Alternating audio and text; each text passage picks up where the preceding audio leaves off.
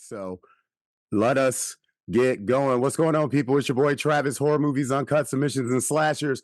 We just got finished talking to Scott Hayes. Now it's time to talk to the two men behind the film, Red Right Hand. And I am talking to Mr. Isham Nelms and Mr. Ian Nelms. And Isham, you got like the blackest white dude name I've ever heard in my life. I was like, and the funny thing is, I was like, I gotta look these guys up to make sure I'm not talking to some brothers because I'm like this. I'm like, it's Isham, Keyshawn, Deshaun. I'm like, there's all types of going on. But fellas, first and foremost, how we doing today? How you guys doing on this Thursday? We're doing brilliant, man. And I will say, I got to thank my parents for that. The hippie parents. They named me after the valley in the Central Valley, California. So there you go. There's the origin right there. Fantastic. That was literally the first thing I was going to be like is where'd you get that name from? So I love it. It's always coming from a mama. You guys got pickleball paddle boards in the back there. Who's the pickleball dude? Who's the pick? Right here, right here. Yeah. I love it, man. I'm addicted, hopelessly addicted. Okay, man, you got to just be careful because I found out that it's kind of like that progressive commercial where if you start playing it too much, you start acting like your parents a little bit too much. So you got to be careful with that. So, but anyway, fellas, let's talk about Red Right Hand, man. Like this is a movie that I wish my father was still alive. My father was a John Wayne fan. My father was like a dark Southern crime thriller, gritty film fan. So this movie would have been right up his alley. So first and foremost, man, I love the overall look and vibe that was created with the film. So Ian, I'll kick off with you. Where did you guys shoot Red Right Hand? And tell me a little bit about the selection of the area. Was this someplace you guys seen before? Did you always know you wanted to shoot here? Had you used this place before? Like, tell me a little bit about this area that we've created that Big Cat is kind of in control of. So we shot in Louisville, Kentucky. All right. Yeah, and the script called for that sort of Appalachia vibe. Right. And even though that's right on the sort of edge of the Appalachia, we really dug because there's a lot of hollers and it's got that vibe around It's the it. old Bourbon Trail country. Right. Yeah. Right. Yeah, The it's heart really she the old holler, dog. The heart she holler for sure. Yeah. I mean, this is literally where like bootlegging alcohol was Mm-hmm. invented. Right.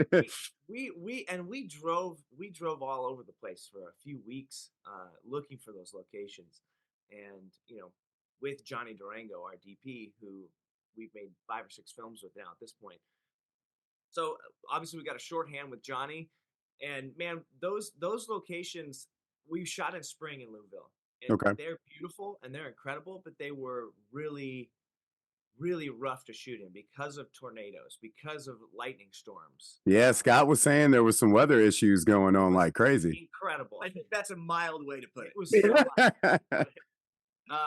But Like all of a sudden Jack Harlow showed up on your set and shit. Like it got wild. Like, we've never dealt with weather like that before, and it was intense. And I think that's of the people there, right? They Yeah. deal with nature and the elements Yep. that are around them, right? It's a harsh environment. So there's Right. there's that feel to it, and thankfully, it's in the location, it's in the environment. But I mean, that's what you do, right? You try to find the best places to shoot that sort of Mhm. embody that script, embody those characters, and we landed in Louisville and found it. Yeah, man, I think you guys hit a nail on the head because, like you were saying earlier, Isham, the people from those areas, they are a little bit more grittier. They are a little bit more rougher around the edges. So it's almost like you don't even have to try. Like that atmosphere is kind of already there for you guys, and you were able to just like dig straight in, you know. The story, okay? Like tell me just a little bit of like why should if you had to walk up to somebody on the street and they're like, "Man, I got to tell you about this story about this guy named Cash." Like why is this story important? Where did this come from? And why are we focusing on Cash? And then we get to see Finney and everything going on with the family. Like what? Because like fellas, this has layers where I'm almost like was this a graphic novel that I missed somewhere? Because there's like a lot of stuff that you can tell is coming from Cash previous that we don't know about his life. But where did this overall story for Red Right Hand come from? And Isham, you could drop into this one, man. Yeah, for sure. So it came from the mind of Jonathan Easley, who was Okay. the writer, and when we read the script, honestly, the characters, the dialogue, it all just leapt off the page, and we Yeah. love the intermingling of the themes. And that just grabbed us and reeled us in. And obviously, Ian and I love a good action thriller, so it's like, Yeah. let's go. I think I don't know.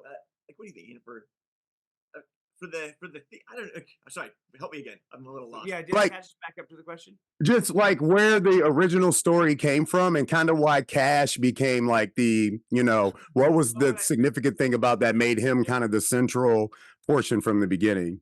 And what would we tell people that Yeah, if you met somebody on the street and they were like, that was and you're like, man, I got to tell you about this guy named Cash. You know what I mean? Like, so for us, it was absolutely the characters in this that first and foremost launched us into the script and got us tied in. So I mean, Yeah. that family element, Yeah. you're watching the family, you get tied into them, and then they start getting into a lot of trouble really quickly.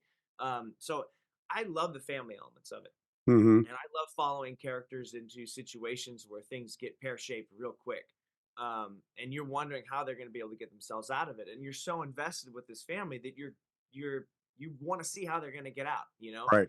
And Ashram and I mean, luckily, thankfully, the script was so good when we started with it. But there was a little bit of a development process, and Ash and I were just really trying to push those action sequences. And I got you. thankfully, Jonathan was an amazing collaborator and dove straight into those, and was helping us push them. So. Yeah.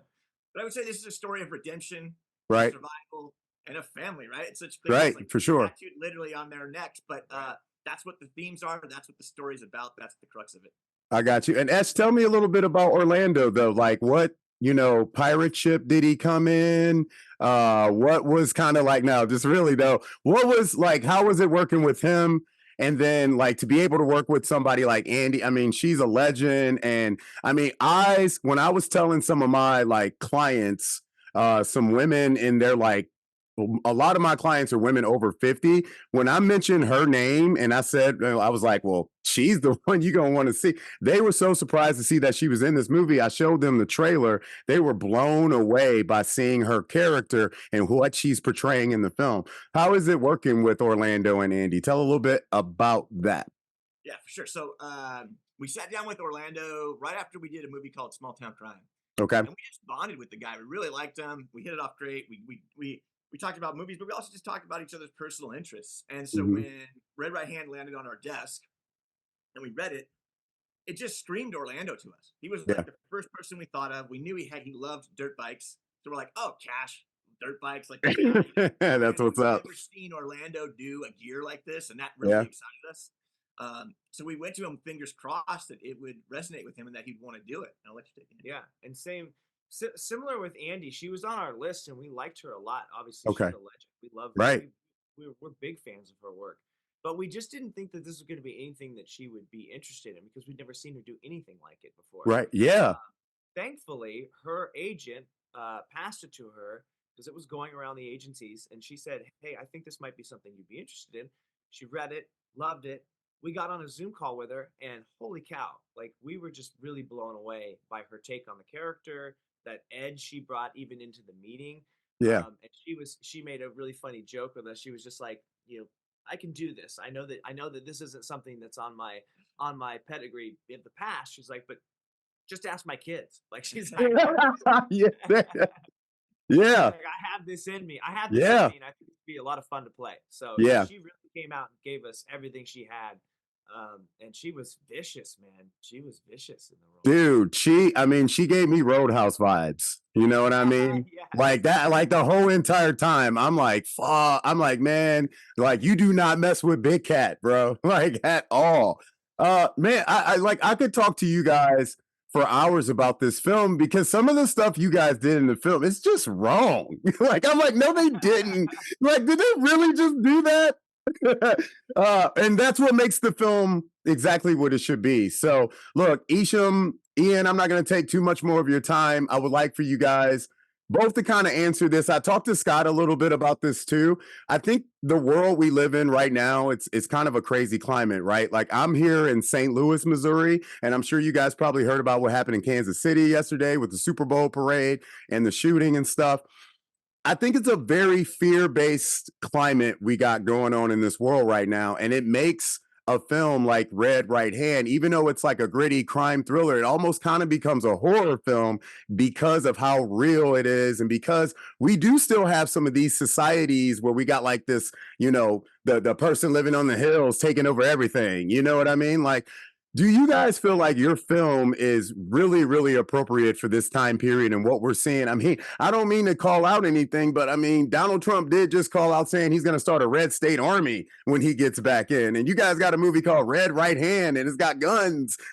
Kevin Smith made a movie called Red Army Red State back in the day. I think you guys really touched that. Do you feel that it does kind of go with what's going on in society and the climates, because these seem to be things that never go away in America, these big families kind of taking over everything? What do you guys think? I think look, for us, it's the story of these two families, right? Big Cat's putting her thumb on the community. Cash is trying to get out from under it. It's definitely a story as old as time, though. I mean, there's always the sort of those Western tropes, right? Of Mhm. the Hatfields and the McCoys. Right. It's always been around. So, I mean, yeah, I get it. Like with times are crazy right now, but I don't know. There's always been movies like this. You know what I mean? Mhm. And I will say, like, Ian and I were raised on a steady diet of these movies. We grew, like, honestly, we were watching Terminator and the likes when we were very young kids. Yeah.